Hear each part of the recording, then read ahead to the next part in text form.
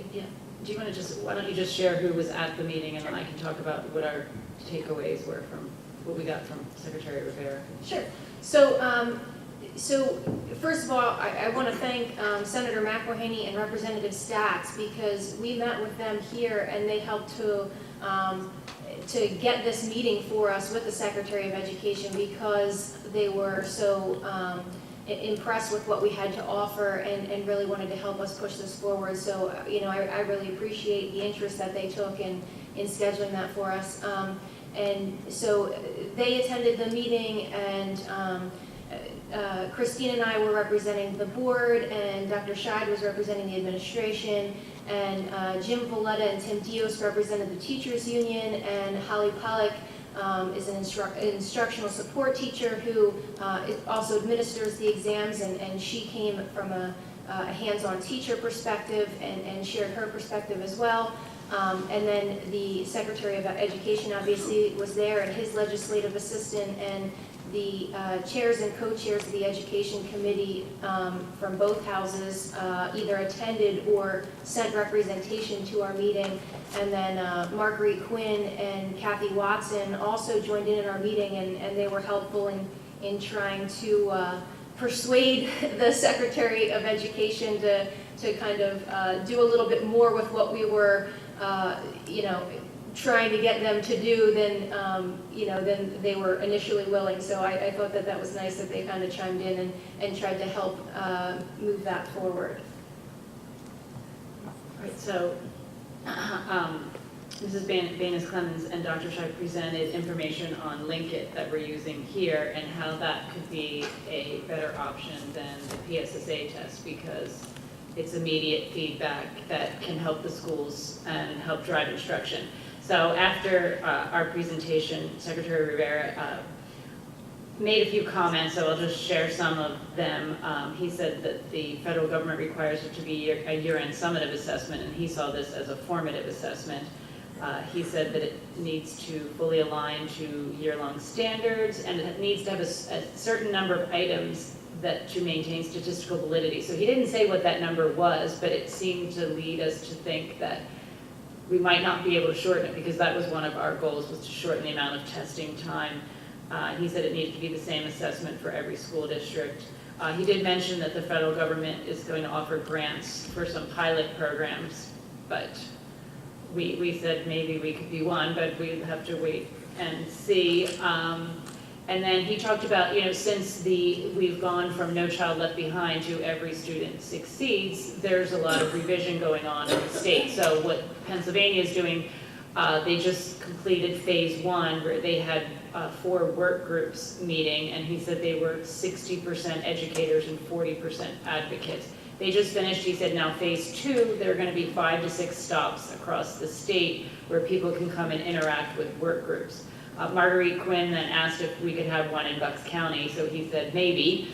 So we will see. He said there definitely was one in Philadelphia, but maybe we will get one in Bucks County. When we asked if we could get in on a work group, he said, well, they're finished working, except they're doing these meetings. But so hopefully he said we can send information to the work groups. He said he would share information, and we can go when they have a meeting either in Philadelphia or maybe Bucks County.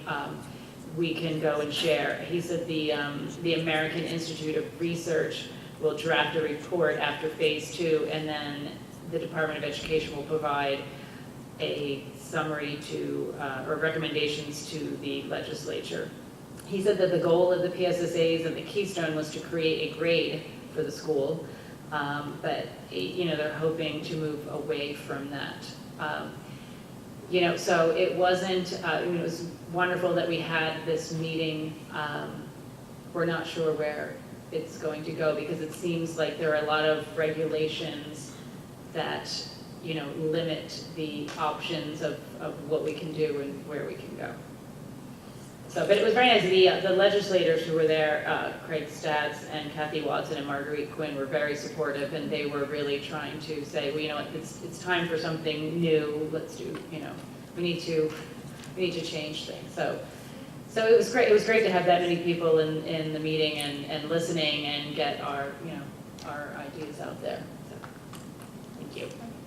I just want to add, so I think our next goal is to reach out to the chairperson of the assessment work group and try to see if that person is receptive to what we're trying to do here, because that's essentially what the Secretary of Education was saying, was that he's not going to make this decision. He wants those groups to make this decision. So now we've got to basically try to convince those groups. And so ultimately, the legislators are going to vote on it. So I think it's something that we need to make sure, the community, the school district, everyone's on the same page as far as this is concerned and wants us to move forward. And I think we've got to make sure that we share this information and get everyone involved, and contacting your representatives and telling people, telling them that this is what you want them to vote for to move forward and try to kind of push this issue so we don't end up back, with what we've been dealing with for the past, how many years.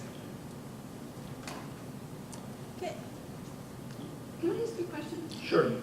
So I understand what you were saying, Mrs. Riley, that they said that the state said that they really can't let one district do their own set of testing using a system that's not statewide, and then there can be no, and it would be formative instead of summative information. So how can then you change the proposal? Well, we said that perhaps because what Linkit provides right now is there's a form A, B, and C, and we said, well, C could be the summative assessment. I don't know, he wasn't convinced, but you're saying how can we change our proposal to make it fit in with the state? But that was what we said.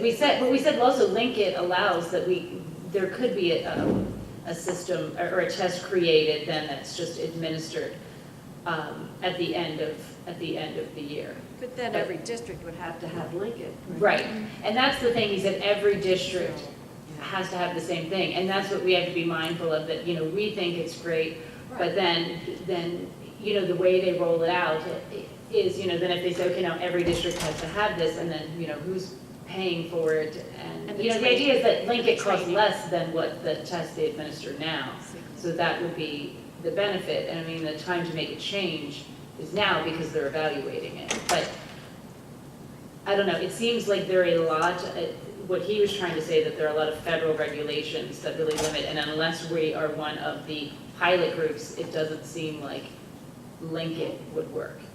Well, I think we could either pilot it if we wanted it to be not consistent across the board, but if we want it to be consistent throughout the entire state of Pennsylvania, then we could move forward. We would just have to make sure that the number of questions in that Form C test match the requirements. So it's not something that, this could still work. And to the point of everyone needing Linkit, that's absolutely true, but right now we spend $66 million a year administering the PSSAs and Keystone exams. It would cost us less than $14 million a year to buy Linkit and use their testing for the entire state. So we'd be buying Linkit for every district, and it would cost less than a quarter of what we're spending right now. And it also includes the professional development, it includes the analytics, it includes the warehousing of all data from any test, so we can scan and use that to break anything down.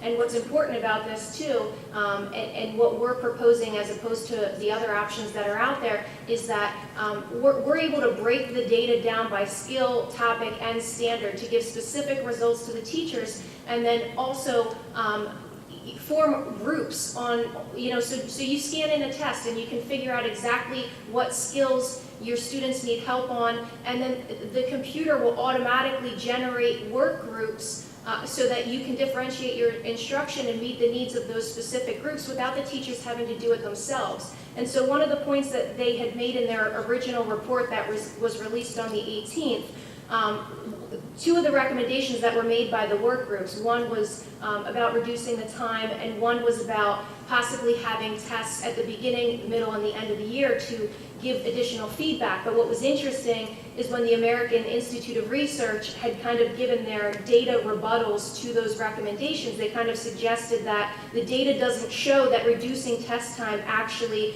improves student performance, and that giving that feedback actually improves student performance. But what they're missing is we're looking at substantially decreasing the time, where they were looking at minimal reduction of time, which is a few hours. That's not going to make a big difference. And also how you utilize that time makes a big difference. And then when you're talking about supplying that data over several points of the year, if your data just for the sake of data is not helpful, and so if you're just dumping all of this data on school districts and the teachers do not have the time to sit there and decipher and analyze and group all of this data, then it's not going to be effective unless you're giving them the tools to actually use that data and break it down for them. You're not going to see improvements in performance, and also that professional development piece in helping to train our teachers to use the program and also to be able to implement the tools that they would need to help these students succeed. So that's a major part of this, and so this would still work. It's just a matter of convincing the chair of that committee, because essentially, what he was saying is he doesn't want to be the one making the decision. He wants the stakeholders to make the decision. But at the same time, the stakeholders are giving recommendations, and then they're kind of providing data that somewhat refutes those recommendations. But I think, we were in an interesting position because their data doesn't really refute what we're trying to say, because, Ours is very different. It's like comparing apples to oranges because of what we're offering in our package compared to what their data is comparing.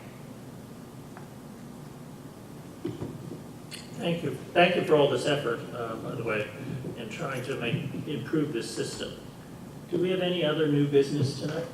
I actually forgot the most important thing I wanted to say with the conference. Dr. Radigan touched on it.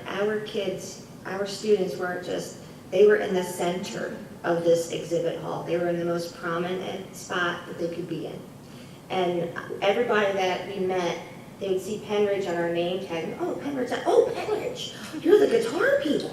And they would go on. And the Saturday morning when we were registering for the voting meeting, a man said to me, he looked at my tag, he saw Pennridge, he's like, oh, the guitar people. Yes, guitar people.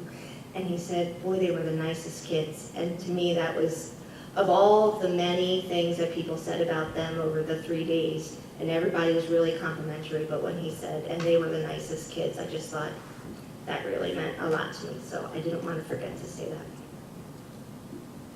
Thank you. Any other new business? No. Then the announcements are that the next regular school board meeting is scheduled for December 5th, 2016. That's at 7 o'clock in this room here in the high school, and that is when the annual reorganization of the board will take place. There will be an executive session tonight following this meeting, and it will be held for the purpose of, if I can read the right verbiage here, discussion of the terms and conditions of employment of a number of district employees, as well as labor and arbitration matters. At this point, we're back to public comments. Same time frame as before. Mrs. Herring.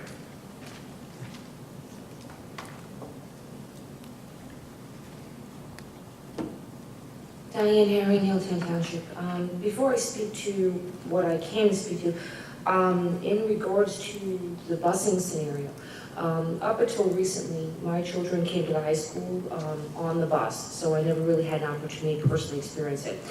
However, recently my daughter injured herself, and as a result, I was driving her to the building every morning, and it is a high school entry time. I can tell you, I have never seen such chaos in the morning. The traffic light is ridiculous. There is no police out there, okay? I've been here every day dropping her off in a wheelchair. There's nobody out there. But more important than all of that is the timing issue. Because if I am not mistaken, if you're discussing with East Rock Hill Township about hiring an employee and paying a salary, you're required to publicly vote on that. Which means your timeline just got moved to December. Because if you don't do something tonight to vote to approve that salary, your next scheduled board meeting, unless you call a special one for the purposes of voting for that employee, is December. I did, however, and forgive me, but I felt important that that needs to be brought out, that that's out there with a point of information regarding the rule. I came tonight really actually to speak to the issue I raised 2 months ago, starting regarding performance in the district. And I appreciate Dr. Schei's time last week meeting with me, and I appreciate Dr. Yarnell, your update as well this evening, what you can give of one at this point. I am going to be following this through because while social emotional learning is a contributing factor, and finding my children coming home, and I'm talking from personal experience, this is not winning them over, okay? They are not learning at the high school level. To not say that the program could not be successful in lower grades, I do believe it has some merit.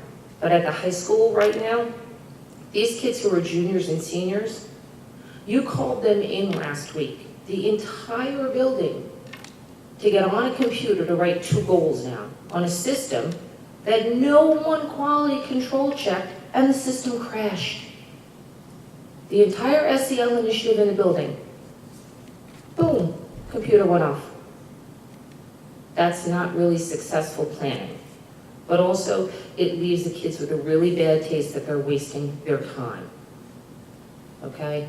And when I, as a parent, know from my son that he went to class last week on Tuesday and was told by the teacher, today's test day, and the kid said, no, it's not. You said the test's on Wednesday. The teacher said, well, I posted it last night on Canvas that we're moving the test. Highest grade in the class, 15 out of 20.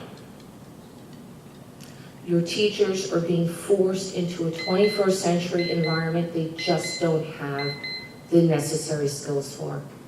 And one other item, if you may forgive me for my overtime limit. Student last week, personally from a social and emotional learning perspective, taught the community on Twitter a lot more about the district. They got a write-up from food prep class, disciplinary action. They were kind enough to post the entire disciplinary action themselves on their own Twitter account, to which some 400 plus students all commented on it. They were carving pumpkins. The kid missed the garbage pail when he threw the lid at it. He got written up and sent to the principal's office because he missed the garbage pail. That's our priorities. Thank you, Mrs. Harry. Anyone else? Oh, Yeah. go ahead. No, you go. No, you go first. You No, go first. I'll go last. I will.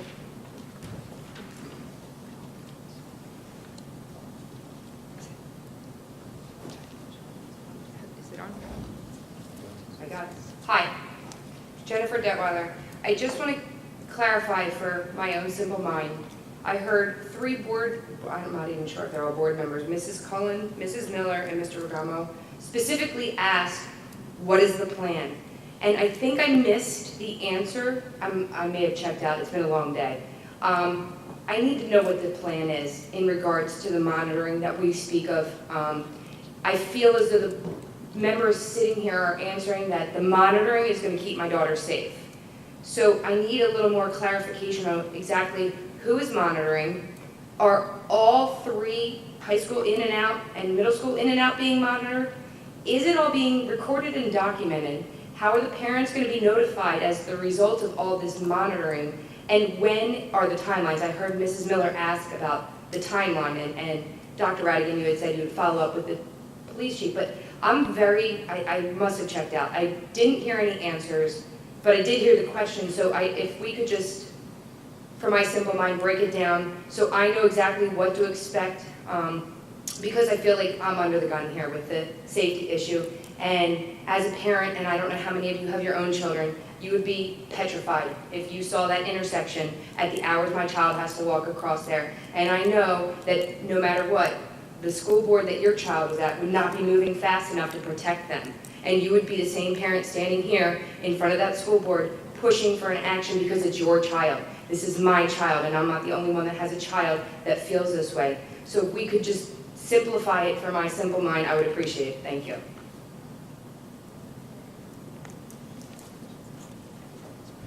Yes, can I ask a question? Is it possible for us to put forth a motion to to have a crossing guard contingent upon a 50-50 split, and then if East Rock Hill doesn't agree to that, then it would come back, then it would have to come back to us? Is that something that we could approve tonight? You know, based on the meeting not being until December, I'm just curious. Yes, I think it's possible. That's what the majority of the board wants to do.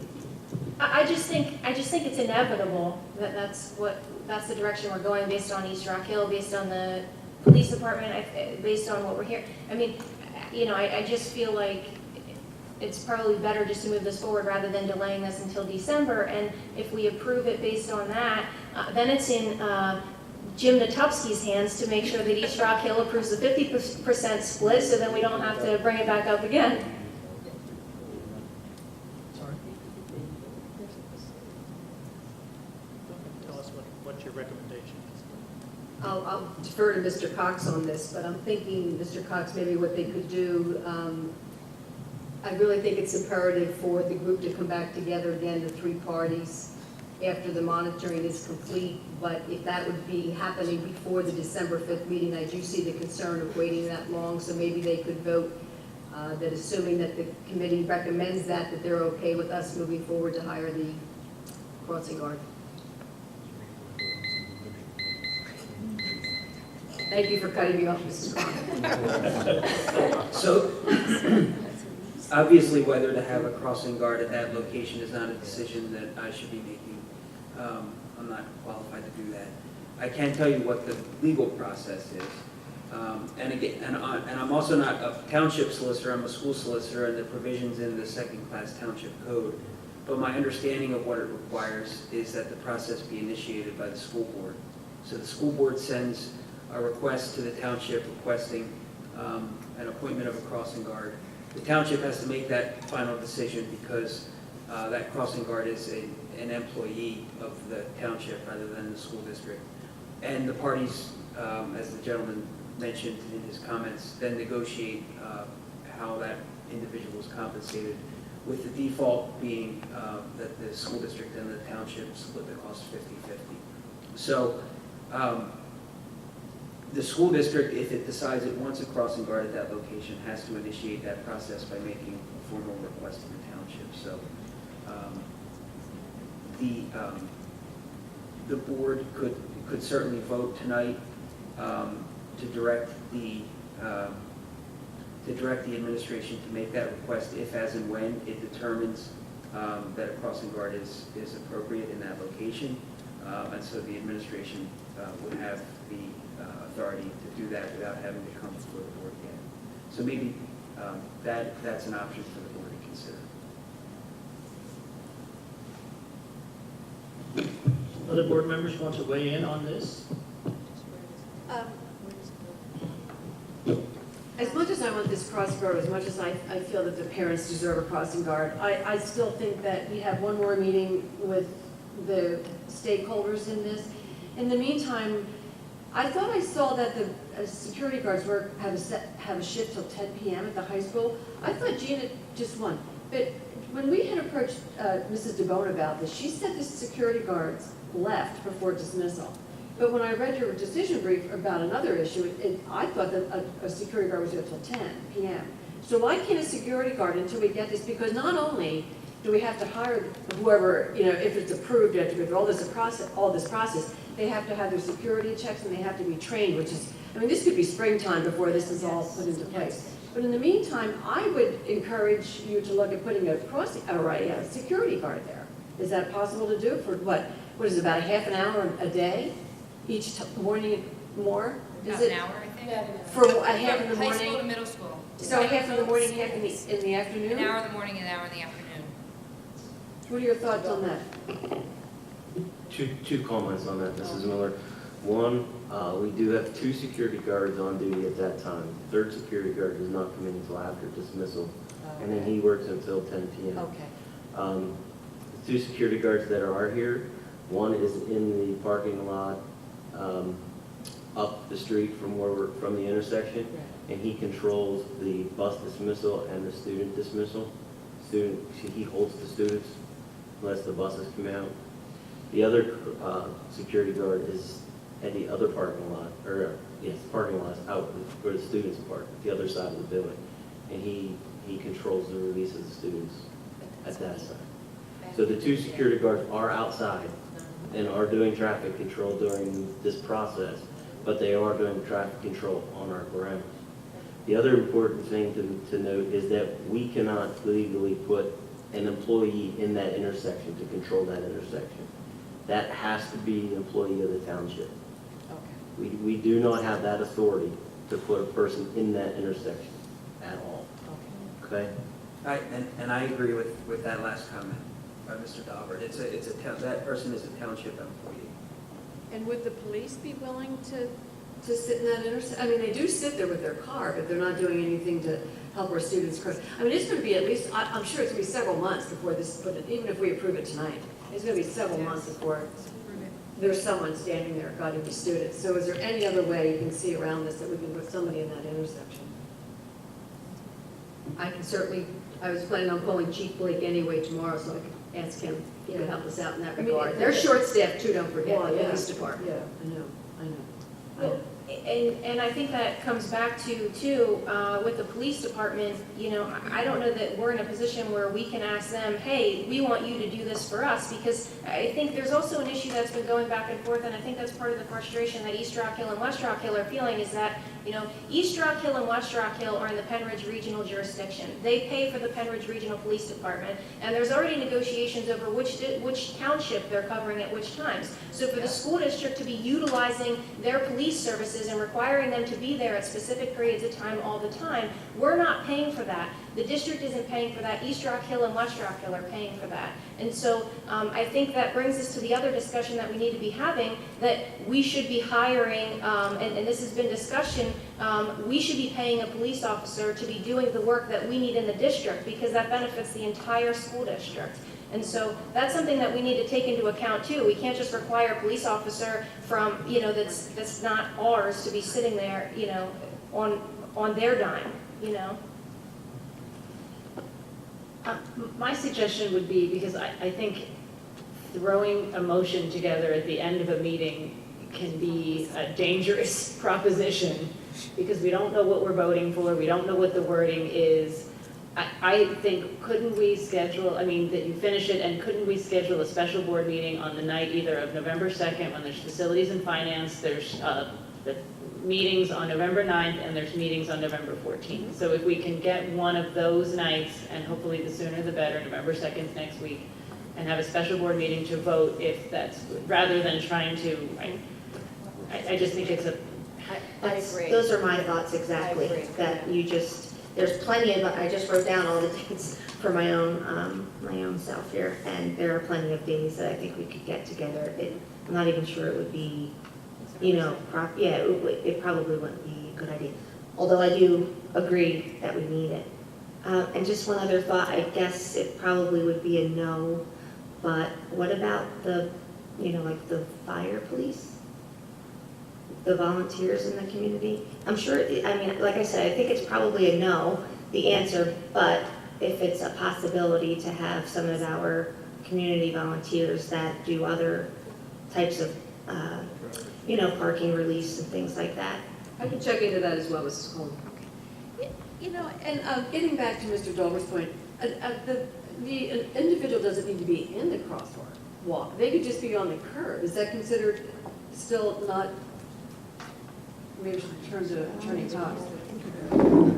I mean, they're not in there. They can't stop traffic because of the traffic light. They can only be there to guide the students. They cannot really step into the crosswalk. My suggestion is that if the district concludes that there ought to be someone at that location caring for the safety of students, that person ought to be a crossing guard appointed pursuant to section 1911 or 1915 of the second class township code. Can you have someone on the sidewalk trying to keep the students safe, but not stepping out into the intersection? I don't know the answer to that question off the top of my head. But if the sense is that location requires some kind of adult supervision, then it should be a crossing guard, I would advise, appointed in accordance with the provision that's in the second class township code, requiring a request by the school board, and then a negotiation of that individual's compensation. I didn't answer your question, Mrs. Miller, exactly. Because I don't know the exact answer off the top of my head. Because they're not allowed in the they're not allowed, you can't stop traffic there because of the light. PennDOT will not allow a crossing guard in the intersection. They're essentially performing a law enforcement function. Correct. And so, the school district can't appoint that individual willy-nilly. It doesn't have the authority to do that. It's essentially a law enforcement function, which I think is the point Mr. Delbert was getting at earlier. And so it has to be done pursuant to this procedure. I'd just like to add, though, we have parents doing it now, unfortunately, and they're taking a huge responsibility without any training. So I just wanted to point that out, that parents are, and if they're not doing all the students, but students that are walking in groups with their children, they're ensuring their safety. So we do now have parents performing that duty. I just wanted to bring that to the attention of the board.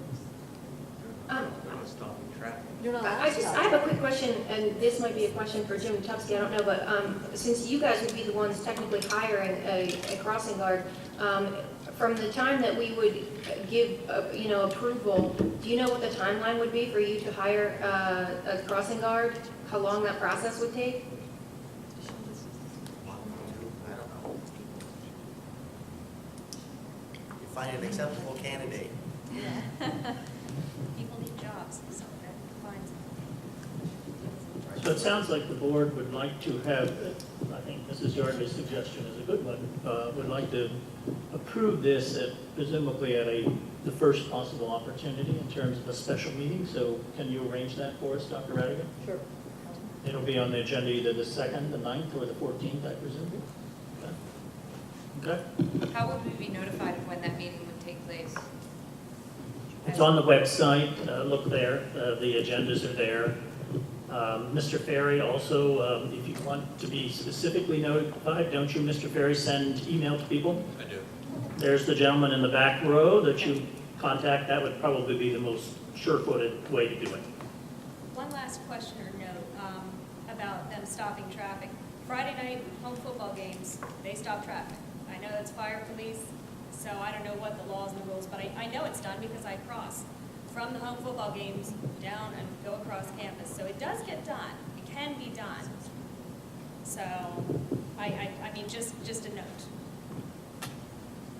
At least the past 2 years. I've saw it. Can't speak prior to that. Anyone else have public comment? I know you do, Mrs. Furlong. More on this before I call on Mrs. Furlong? No? Mrs. Furlong?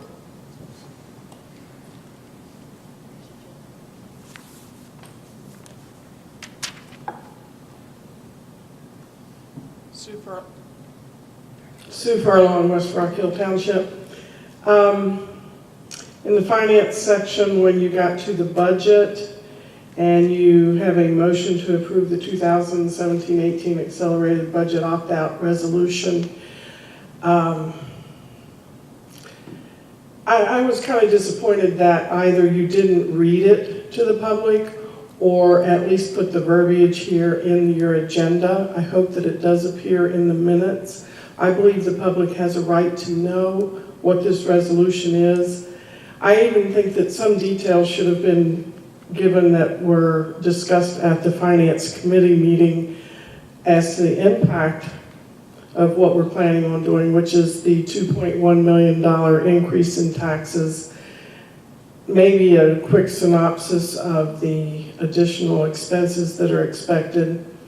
A little bit of a summary. I think this is rather callous towards the taxpayers of this community to just put a little blurb, okay, we're going to spend your money, but that's about all that says. No wording, no details. It's not a resolution to spend money. It's just a resolution to There's no hold on, explanation. please. To acknowledge to acknowledge that the school district will balance its budget within the Act 1 index as promulgated by the state. So it's not approving the expenditure of any money with this I know that. resolution. It's a resolution. All it's doing is saying it will not apply for referendum exceptions to the Act 1 index. And then it allows the district to frame its budgeting process within the normal end of school district fiscal year budgeting process. It is not a budget resolution authorizing the expenditure of money. I understand that. I've been on the board. The public, for the general part, is not going to know what that means. And that's why I think it's very callous of this board, and maybe administration, I don't know who put this on here, to not flesh this out a little bit so that when they see what you are voting for, what is it? Is it a resolution? Is it a budget? What is it? The public doesn't know. My When you point said it's is, callous to not tell them that you're going to spend the money with this resolution, and that's not what this resolution does. this resolution determines what is happening with taxation. Now, how you spend it doesn't matter.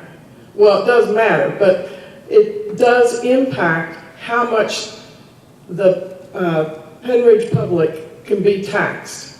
And they have a right to know what this resolution is. And it was discussed at the Finance Committee meeting as to what the impact financially would be on taxation. And I don't think it would be exorbitant to just briefly give a synopsis of that.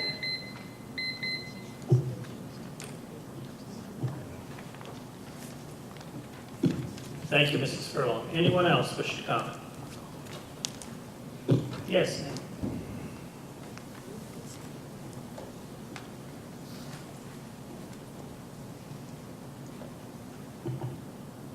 Hi, my name is Wendy Bradley from West Rock Hill Township. My topic is totally different. I'd like you to maybe review the swim lessons that our second graders take at West Rock Hill. As a parent, I have my clearances, I help out with that.